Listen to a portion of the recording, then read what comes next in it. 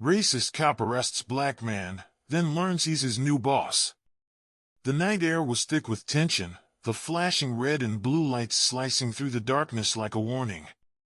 Officer Chad Whitaker stood tall, his hand resting on his holstered gun, his lips curling into a smirk. It was just another routine stop for him, a black man in an expensive car, suspicious by default. "Step out of the vehicle," Chad ordered, his voice dripping with authority. The driver, a well-dressed black man, sighed but complied, slowly exiting his sleek black Mercedes. He was calm and composed, his tailored navy suit untouched by the anxiety Chad had expected. His expression was unreadable, but his posture radiated quiet confidence. "License and registration," Chad demanded, taking a step closer, his boots crunching on the gravel. The man handed over his documents without hesitation. Chad barely glanced at them before tossing them back. "What are you doing in this neighborhood? Looks a little too upscale for someone like you." The man raised an eyebrow. "Someone like me?" Chad smirked. "You heard me. What's your business here?" "I live here." Chad let out a chuckle, shaking his head. "Yeah, right. Step to the back of the car." The man's jaw tightened, but he complied. Chad wasted no time pressing him against the vehicle, patting him down roughly. The man didn't resist, but his muscles were coiled with unspoken tension. Chad could feel the heat of his gaze, but he ignored it. He had the power here. "You fit the description of someone we're looking for," Chad lied, his smirk widening as he grabbed the man's wrists, reaching for his cuffs. "That's so," the man said, his voice even. "That's so," Chad replied smugly. "And I suggest you—" A sharp voice cut through the night. "Officer Whitaker! What the hell do you think you're doing?" Chad turned to see Captain Reynolds marching toward him, his face red with fury. Behind him, a couple of other officers stood near their squad cars, looking on with interest. Chad frowned. He hadn't called for backup. What was going on? Reynolds didn't slow down. He shoved Chad aside and looked at the man he had pinned. Then, in a shocking move, he straightened up and saluted. "Sir, are you all right?" Chad's stomach dropped. "Sir?" The black man adjusted his suit, his expression now one of quiet amusement. He pulled out a badge from his pocket and held it up under the flashing lights. "Derek Cole, Internal Affairs. I was on my way home when your officer here decided I looked suspicious." Chad's world tilted. His mouth opened, but no words came out. Internal Affairs? His new boss? His palms started sweating as he realized the full weight of his mistake. Captain Reynolds turned on him, his face like thunder. "Get your hands off him. Now!" Chad stumbled back, his heartbeat hammering in his ears. This was bad. Bad. He had treated this man like a common criminal, like dirt, and now he was staring at the man who could end his career with a single report. Derek dusted off his sleeves and fixed Chad with a piercing stare. "You and I are going to have a very important conversation, Officer Whitaker." Chad swallowed hard, his bravado vanishing. The power had just shifted, and he was standing on the wrong side of it. Derek Cole had always understood the game. He had played it for years, knowing exactly how the world saw him before he even opened his mouth. He had spent a lifetime proving himself, and tonight was no different. Growing up in a middle-class black family in Chicago, Derek had learned early on that the world wouldn't hand him anything. His father, a former Marine-turned-police officer, had taught him discipline, while his mother, a schoolteacher, had instilled in him the value of education. From an early age, Derek had known that he would have to work twice as hard as his white peers to earn the same respect. Determined to succeed, Derek had graduated at the top of his class at the police academy, quickly earning a reputation for being smart, thorough, and relentless. But he wasn't just a cop, he was an investigator, a man who could see through deception and dig beneath the surface. It was this skill that had propelled him into internal affairs, a division feared and despised by many within the force. To them, IA officers were traitors, the ones who policed their own. To Derek, it was a necessary evil, ensuring that those who wore the badge upheld the honor it was meant to carry. Officer Chad Whitaker, on the other hand, had taken a very different path. Raised in a small town in Mississippi, he had grown up with an unwavering belief in authority, especially his own. His father had been a sheriff, his grandfather before him, and Chad had followed in their footsteps with pride. But unlike Derek, Chad had never felt the need to prove himself. The world had always made space for him. He had never questioned the way things worked because they had always worked in his favor. Chad had joined the force straight out of high school, skipping college in favor of what he called real-world experience. He had climbed the ranks not through merit but through connections, and in his years as a cop, he had developed a reputation, one that IA had taken notice of more than once. Derek had seen his name before, attached to complaints that had mysteriously gone unresolved. Chad had a habit of profiling black drivers, using vague suspicions as an excuse to stop them. Tonight had just been another example, but this time, he had picked the wrong man. The irony was not lost on Derek. He had worked his entire life to reach a position of power, and yet here he was, still being treated like a suspect, his authority invisible until it was too late. The encounter with Chad had been a stark reminder that no amount of rank or achievement could shield him from racism. But it had also handed him an opportunity. Chad had exposed himself tonight, and Derek wasn't about to let that slide. Back at the precinct, word was already spreading. Officers who had once dismissed Derek as nothing more than a bureaucrat now watched him with a mix of wariness and curiosity. His reputation as a no-nonsense investigator was well known, but after tonight, it had been cemented in a way that even he hadn't anticipated. Everyone knew that Chad had screwed up, but what they didn't know was what Derek planned to do about it.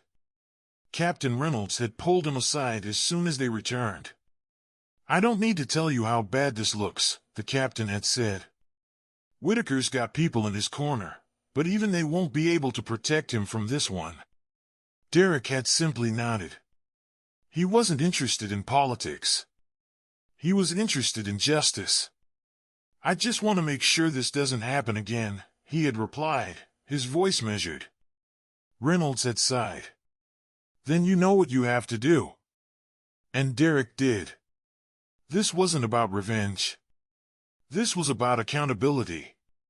Tomorrow, he would begin his investigation, and by the time he was done, Chad Whitaker would have to answer for every unjustified stop, every racial bias, and every abuse of power he had ever committed.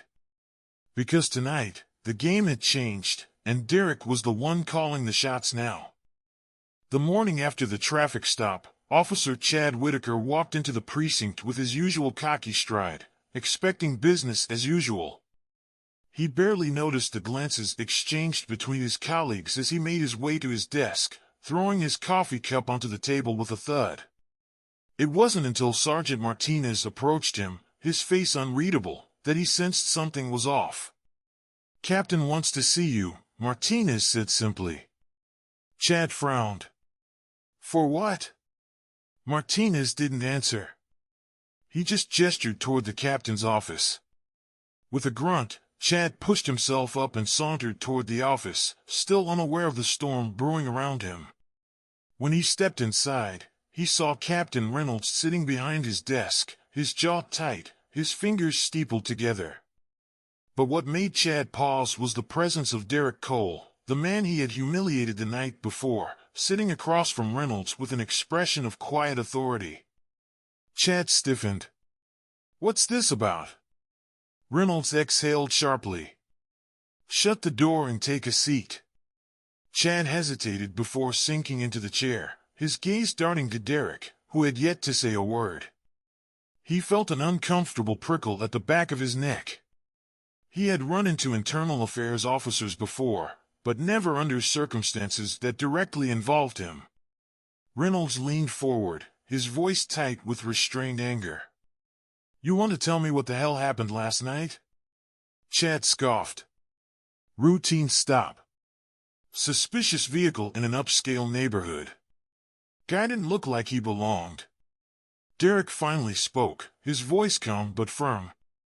"So, by didn't look like he belonged, you mean he was black and driving a nice car?" Chad's eyes flicked to him. "I don't need a lecture. If you were a regular citizen, you wouldn't be in this office right now." Derek leaned forward slightly, his expression unwavering. "That's exactly the problem, Officer Whitaker. I wasn't a regular citizen to you. I was just another black man you assumed was up to no good." Reynolds slapped a file onto the desk. "You know how many complaints I've had about you, Whitaker? Every single one of them follows the same pattern, pulling over black drivers for vague suspicious behavior, unnecessary pat-downs, and aggressive questioning. You've had a record of this for years, and somehow, you've managed to dodge real consequences." Chad shifted in his seat. "I do my job. If people don't like it, that's not my problem." "It's about to be," Reynolds shot back. He gestured to Derek. "Cole here is officially opening an internal affairs investigation on you. Every traffic stop you've made over the last 2 years is about to be scrutinized. Every complaint, every report. If you think last night was bad, you have no idea what's coming." Chad's confidence wavered, but he masked it with a smirk. "So what? You gonna suspend me?" Derek's voice was like steel. "I'm going to make sure that every abuse of power, every act of racial profiling, every single misuse of your badge is brought to light." Reynolds folded his arms. "This is bigger than just suspension, Whitaker. We're looking at possible termination, and if we find enough, criminal charges." Chad's mouth went dry. He had always felt untouchable, protected by the thin blue line and the system that had let him get away with so much. But now, facing Derek Cole, he saw something different, someone who wouldn't back down, someone who had the power to end everything for him. "You can't do this," Chad said, his voice cracking slightly. Derek gave him a measured look. "I already have." Chad Whitaker sat at his desk, his fingers drumming against the wood as anxiety gnawed at him. The precinct had never felt so suffocating. He could feel the eyes on him, the whispers just out of earshot. It was only the morning after his disastrous encounter with Derek Cole, and the fallout was already beginning. The first real blow came when he was put on administrative leave pending an investigation. He had stormed into Captain Reynolds' office, demanding to know why, but the captain had merely folded his arms and said, "You know exactly why, Whitaker." The dismissal stung more than he wanted to admit. Derek Cole, on the other hand, wasted no time. Internal affairs moved swiftly, pulling up Chad's records and interviewing officers who had worked with him.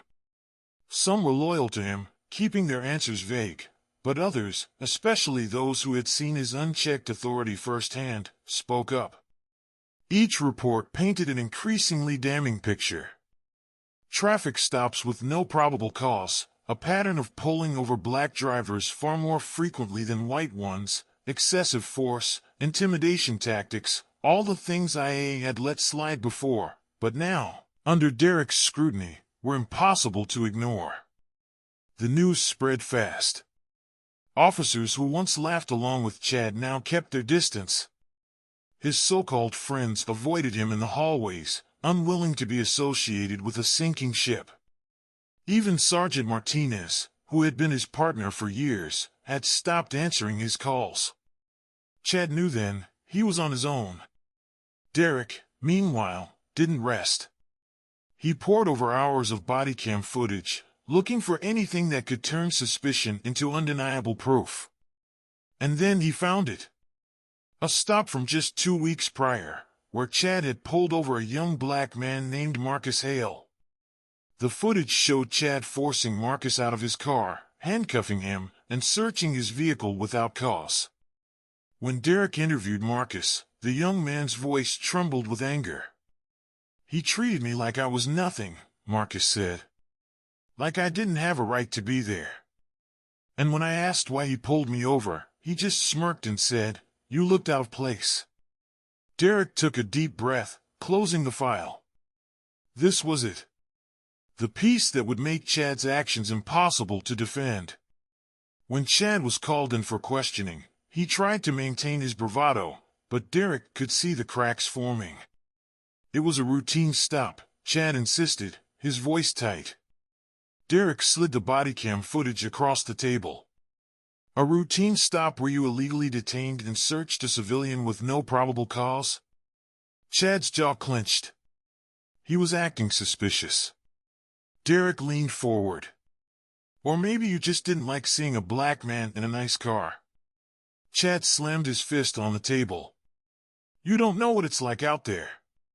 You sit in your office, acting like you're better than us, but you don't know what it's like on the streets." Derek didn't flinch.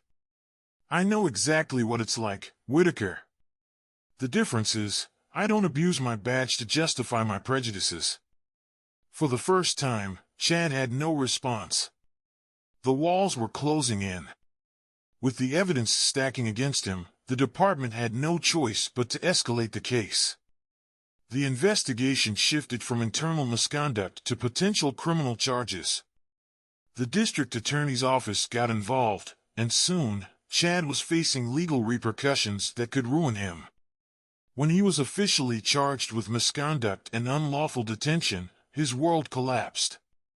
The people he thought would stand by him turned their backs, and the department, eager to clean house, distanced itself from him entirely.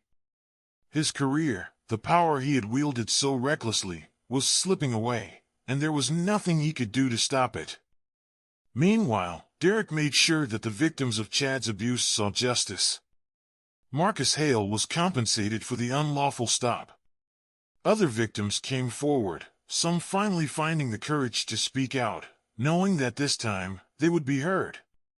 The case became a landmark moment for the department. Reforms were pushed forward, policies changed, and training on racial bias intensified. The system that had protected men like Chad for so long was finally beginning to shift. And Chad? He found himself in the very position he had once looked down on, powerless, exposed, and at the mercy of a system he had thought would always be on his side. But karma had other plans. The courthouse was packed. Reporters lined the benches, their cameras flashing as Chad Whitaker walked in, flanked by his attorney.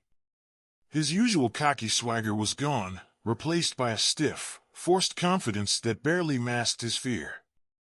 He could feel the weight of every eye in the room. Some were there to see justice served. Others, officers who once called him a brother, were there to see if the system would protect him the way it always had before. Derek Cole sat on the other side of the courtroom, watching the proceedings unfold with a steady gaze. He had done everything by the book. The investigation had been airtight, the evidence irrefutable. Yet, he knew that justice was never guaranteed, not when men like Chad had spent their entire careers believing the rules didn't apply to them. The prosecutor wasted no time. One by one, the victims were called to testify. Marcus Hale took the stand first, his voice steady but filled with emotion as he recounted his encounter with Chad. He didn't see a person. He saw a problem. And he wanted to put me in my place. The courtroom murmured as the footage from Chad's bodycam played on the screen. The judge's face remained neutral, but the weight of the evidence was impossible to ignore. Chad's attorney did his best to poke holes in the testimonies, attempting to paint the stops as justified, and the force as necessary. Officer Whitaker was simply doing his job in a high-crime area. He followed protocol. Derek had heard enough. When it was his turn to take the stand, he spoke with the same unwavering resolve that had carried him through his career. Protocol does not include racial profiling. The protocol does not include illegally detaining innocent civilians. Whitaker didn't follow the law, he abused it. The final blow came when Derek revealed Chad's disciplinary record. Every complaint, every warning that had been ignored by the department, now laid bare for the court to see. It wasn't just about Marcus Hale anymore. It was about the pattern. The system had protected Chad for years, allowing him to operate unchecked. But not this time. Chad's face was a storm of anger and panic as the realization set in. The same system that had shielded him was now turning against him. He leaned in toward his attorney, whispering furiously, but there was nothing left to argue. The evidence was overwhelming. When the jury was sent to deliberate, the courtroom buzzed with anticipation. Chad stared straight ahead, gripping the table so hard his knuckles turned white. Derek, however, simply exhaled. He had done his part. Now, it was up to justice to do the rest. The wait was agonizing, but when the jury returned, the verdict was clear: guilty. A hushed silence fell over the courtroom, broken only by the sound of Chad's sharp intake of breath. The judge wasted no time. Sentencing would come later, but for now, the message was clear: abusing power had consequences. As Chad was led away in handcuffs, Derek felt no joy, no triumph. Just a deep sense of resolve. This wasn't about personal vengeance. It was about accountability. And for the first time, it felt like the tide was turning. Outside, the reporters swarmed, eager for a statement. Derek stepped forward, his voice steady and measured. This is not the end. It's the beginning. We have a long way to go, but today, justice was served. Chad, escorted out the back, avoided the cameras. His career, his reputation, everything he had built on power and intimidation, had crumbled in a single verdict. And Derek? He walked away knowing that change, however slow, was finally in motion. The days following the trial were a whirlwind of reactions. The media dissected every detail, the department scrambled to recover from the scandal, and the public, especially those who had long suffered under officers like Chad Whitaker, watched with a mix of satisfaction and skepticism. Justice had been served, but was it enough? Derek Cole knew the battle was far from over. Sitting in his office at Internal Affairs, he reviewed the flood of complaints coming in. The verdict had emboldened people to speak up, and for the first time in a long while, there was hope that their voices might be heard. Chad Whitaker, meanwhile, sat in a cold cell, stripped of the power he had wielded so recklessly. The arrogance that had once defined him was gone, replaced by a hollow stare. He had thought himself untouchable. Now, he was just another inmate awaiting sentencing. Some officers had visited him, some out of pity, others out of curiosity, but none stayed long. The department had already moved on without him. The community, however, was not so quick to forget. Marcus Hale, the young man Chad had unlawfully detained, found himself thrust into the spotlight. People reached out, offering their support, but Marcus wasn't looking for fame. He wanted change. He started working with local activists, pushing for police reform, demanding better training, and advocating for oversight committees that wouldn't let officers like Chad slip through the cracks. Derek watched Marcus with a quiet sense of admiration. He saw himself in the young man, someone who refused to let injustice go unchecked. Inspired by Marcus's determination, Derek made a decision. His role in internal affairs was necessary, but it wasn't enough. He needed to push for deeper, structural changes within the force. He arranged a meeting with Captain Reynolds. "We can't just let this be another headline," Derek said. "This has to mean something." Reynolds, a veteran in the department, sighed heavily. "You think I don't know that? But change comes slow, Derek. The system doesn't like shaking itself up." Derek leaned forward. "Then we shake it up. We start with policy reforms, mandatory bias training, independent oversight, and real consequences for misconduct." No more sweeping things under the rug. Reynolds studied him for a long moment before nodding. You're right. We start now. Over the next few months, the department transformed. Officers were required to undergo regular evaluations, and an independent civilian review board was established to oversee complaints. Internal affairs took on a more proactive role, ensuring accountability at every level. Chad Whitaker's sentencing came 6 months later. The judge did not mince words. Abusing power is one of the greatest betrayals of public trust, she said before handing down a sentence that ensured he would not wear a badge again. For Chad, it was the ultimate humiliation. But for Derek, for Marcus, for every person who had ever been unjustly targeted, it was a victory, one that sent a clear message. The era of unchecked power was coming to an end. As Derek left the courthouse that day, he was met by a crowd, activists, reporters, community members. One woman, elderly and frail, grasped his hand. "Thank you," she said, tears in her eyes. "For standing up. For all of us." Derek squeezed her hand gently. "This is just the beginning." And he meant it. Because justice wasn't a single moment. It was a fight, one he was ready to continue, for as long as it took.